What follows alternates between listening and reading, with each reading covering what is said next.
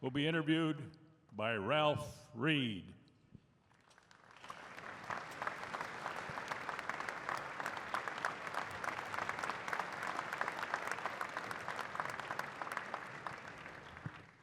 Mr. Vice President, thank you so much for being here. Thank you, Ralph. You're no stranger to this stage. You've been coming to Iowa Faith and Freedom events since 2010. It's wonderful to be back. I come from a state that starts in I and ends in A, and I love Iowa. Because it is a place where faith and freedom define the people of this great state. Thank you all for being here tonight. I'm honored to be with you all. Thank you. We're honored to have you. You were the most pro-life vice president in American history, serving as a significant player in the most pro-life administration in history. And Roe v. Wade has now been overturned. You can applaud that. Hallelujah. And as I don't need to tell you, because you debated it on the debate stage the other night, there's a pretty spirited debate in the party right now about what we do post-Dobbs. You're in favor of doing something at the federal level. One of your opponents, I don't want to mention her name, but her initials are Nikki Haley, has pointed out that passing that in the Senate is going to be very difficult. How do you respond to that point, and how would you get this done as president? Well, first off, would you all join me in thanking Ralph and thanking Steve and thanking all the great leadership of this organization. Thank you, man. For all you've meant to bring us to that day. Yeah, amen. You truly did. You know, I'm not new to the cause of life, like most of the people in this room. I'm pro-life. I don't apologize for it. It was the calling of our life when we first stepped forward to run for office. I'll never forget when Karen and I were deciding whether or not we were going to run for Congress back in 1999. We had 3 kids, all under the age of 6. And we had to sell our dream home, move back to my hometown, spend all of our savings. And we had to find a way to explain to our children why we were uprooting their lives, taking them out of the little Christian school that a couple of them were attending. And I'll never forget Karen looking at them and saying, "We're doing it for the babies." And we stepped forward. We were elected to Congress in the year 2000, and I was a champion for life in the Congress of the United States. I authored the first legislation to defund Planned Parenthood in the House of Representatives. And then as governor of the state of Indiana, working with you, Ralph, and other great pro-life leaders, remember we signed that bill into law that banned all abortion on the basis of race and gender and disability, went all the way to the Supreme Court, but it laid a foundation. It laid a foundation for that decision that would come by the Supreme Court of the United States. And I have to tell you, I want to thank the people of Iowa for the privilege of serving as your vice president. It was the greatest honor of my life. And to have been a part of the administration that appointed 3 of the justices that sent Roe versus Wade to the ash heap of history where it belongs is something I will cherish for the rest of my life. Thank you, Iowa. But you know, so there is a debate within the party today, Ralph, and it's an important debate. You know, many people believe that when the Supreme Court ruled in the Dobbs decision that they returned the question of abortion to the states. Well, I believe they returned the question of abortion to the states and the American people. And while I want to applaud Governor Kim Reynolds and all your great state legislators who moved that historic pro-life legislation here in the Hawkeye State, and the progress that we've made in other states around the country, you know, the American people elect presidents. The American people elect senators and elect congressmen. And I believe, even as we work relentlessly to advance protections for the unborn in every state capital in America, I believe that we owe it to the American people to elect a president who will fight for a minimum standard in Washington, D.C. I must tell you, I think we ought to ban abortion across America from that point that a baby can experience pain in the womb forward. It's a 15-week minimum ban. I believe it's an idea whose time has come. Why would we leave unborn babies in California and Illinois and New York to the devices of liberal state legislatures and liberal governors. We need to stand for the unborn all across America. And as your president, I promise you'll have a champion for life in the Oval Office. Mr. Vice President, you gave a speech in New Hampshire, I think, about a week ago, in which you said the Republican Party has reached a time for choosing and should reject what you called, and I quote, the siren song of populism unmoored from conservative principles. What is it about the current strain of populism in, let's call it the Republican Party, the conservative movement, that concerns you the most?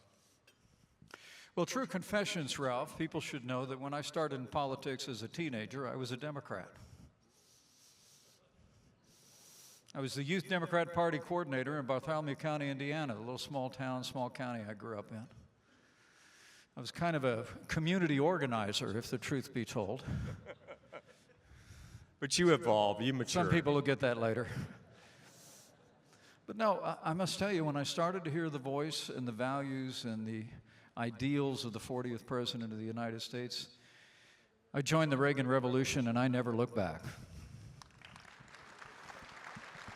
And what defined that was not invented by Ronald Reagan. And Ronald Reagan was one of the first to say that, he said, people say I'm a great communicator. He said, but the truth is I communicated great things. And they didn't come from me, he said. They came from the heart of a great nation. I mean, a belief in a strong national defense, in American leadership in the world for freedom. A belief in limited government under the Constitution of the United States and fiscal responsibility. A commitment to the sanctity of life and traditional values. These proceed out of the heart of this nation, and Ronald Reagan simply gave unique voice to them.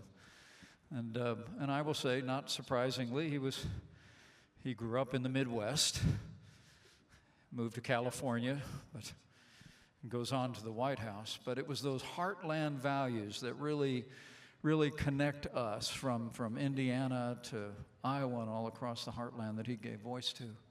And the reason why I said in New Hampshire just a few days ago that we've come to a Republican time for choosing is because there are many vying for your support in that January 15th caucus that are walking away from those very same timeless principles and ideals that have minted our party and defined our movement over the last 50 years. I mean, I must tell you that my former running mate and others who you'll even hear from tonight have walked away from American leadership in the world, have looked at war raging in Eastern Europe and said that in one case, one of my competitors said that we have no interest there at all. Well, I hold the view that America's the leader of the free world. We're the arsenal of democracy. As President Reagan said in that Reagan doctrine in 1985, here's our policy. If you're willing to fight the communists in your country with your soldiers, we'll give you the means to fight them there so we don't have to fight them. I think it's absolutely in the national interest of the United States of America to give the Ukrainian military what they need to defeat and repel the Russian invasion so Russia doesn't cross a border that we have to go fight them someday soon. I believe that's the way we prevent World War III. And on the fiscal responsibility and limited government, you know, Joe Biden's policy is insolvency. 70% of federal spending today is Social Security and Medicare. And now, what people won't tell you is that if we don't reform these programs, there's automatic cuts. About 24% automatic cuts coming in about 8 years. And the truth of the matter is these programs are driving a mountain range of debt on our children and our grandchildren. I just had 3 granddaughters in the last 3 years. I mean, what are the odds, Ralph, that after all the blessings in my life that I would also be grandfather to the 3 most beautiful granddaughters ever born in the history of the world? But I got to tell you, I look at little Etta Rose and Laney and Avery, and I just can't walk by on the other side of the road, folks, and say we're not going to reform these programs and save them from a mountain range of debt. But Joe Biden says we're not even going to talk about reforming these programs for younger Americans.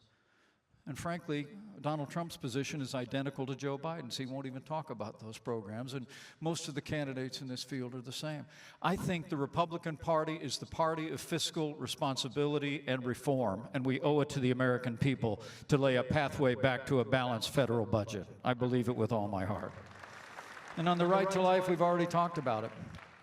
I'm somebody that believes that the right to life has been the core of our movement over the last 50 years. We've achieved this incredible moment in the life of our movement, a new beginning for life for the American people. But my former running mate and other candidates in this field want to relegate that issue to the states only, but I won't have it. So I do think we've come to a Republican time for choosing whether we'll continue to offer the American people strong defense, bold leadership in the world, commitment to fiscal discipline and reform, unapologetic commitment to the right to life, or whether we'll follow the siren song of what's popular or populism to advance issues that are unmoored to conservative principles. You know, the truth is, Ralph, last thought is that there's already a party that believes in appeasement on the world stage.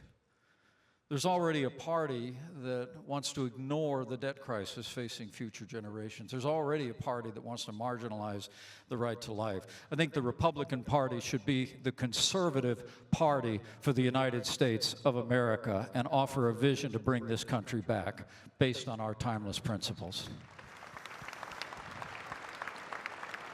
We've only got about a minute left, so I'm asking your answers to be just a little briefer, so I can get to two topics.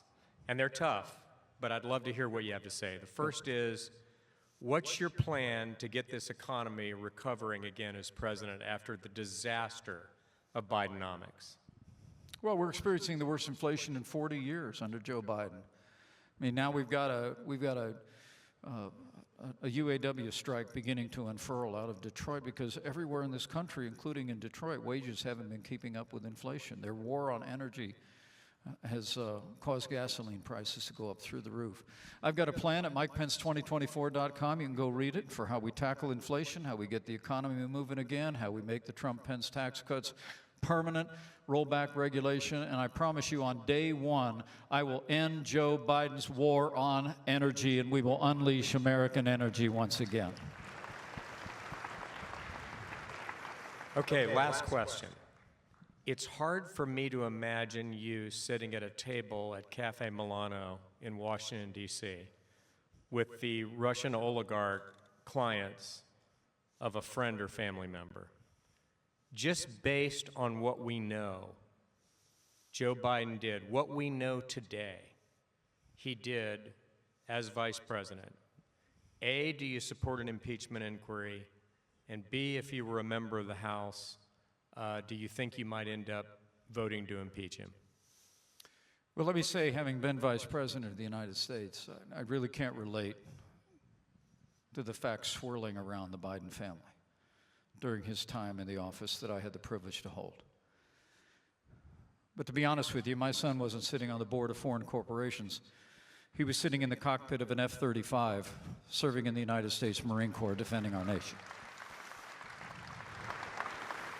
Absolutely, I support the impeachment inquiry initiated in the House of Representatives. The American people have a right to know.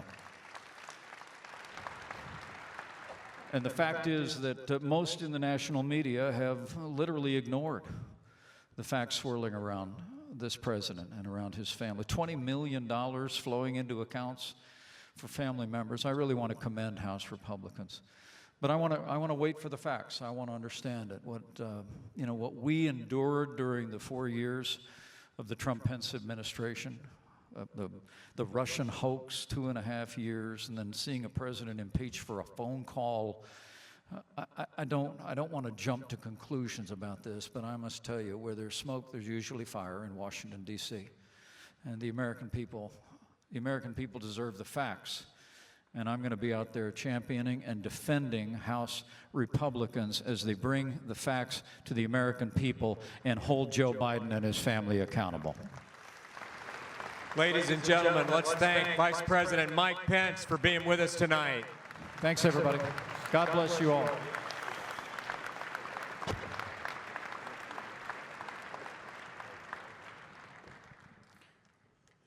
And now, ladies and gentlemen,